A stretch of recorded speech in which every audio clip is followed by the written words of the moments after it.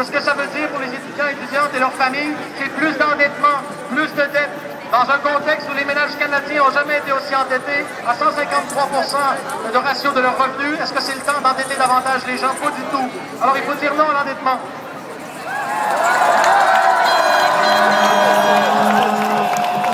Le ministre des Finances, M. Vachon, nous dit qu'il faut accepter maintenant que tout le monde fasse sa juste part. Ça veut dire payer pour des services publics qui autrefois étaient gratuits et accessibles.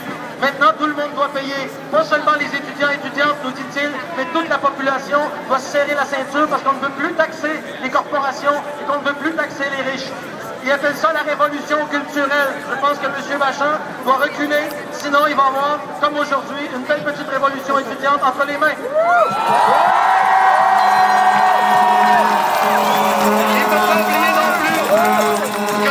De cette hausse-là, c'est pas seulement de miner l'accès à l'éducation publique, c'est aussi de changer profondément le sens et la mission de l'université et des cégeps dans la société. On ne pense plus que ce sont des lieux qui servent à transmettre la culture et à développer des esprits autonomes et des esprits libres. On pense au contraire que les écoles ne sont là que pour servir de pouvoir artificiel à des entreprises, pour relancer la croissance et faire financer la relance du capital à crédit sur le dos des pauvres.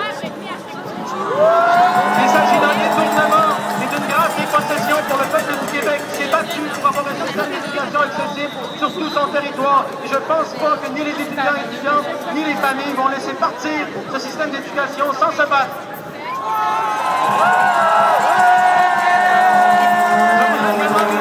Ce combat ne concerne pas seulement les Québécois, concerne aussi tous les camarades du Canada anglais, mais aussi du monde entier, du Chili, de la Colombie, de l'Angleterre, de la Grèce.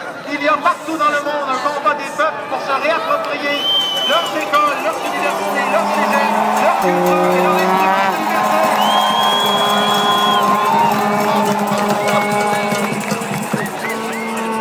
Ce que vous faites est important.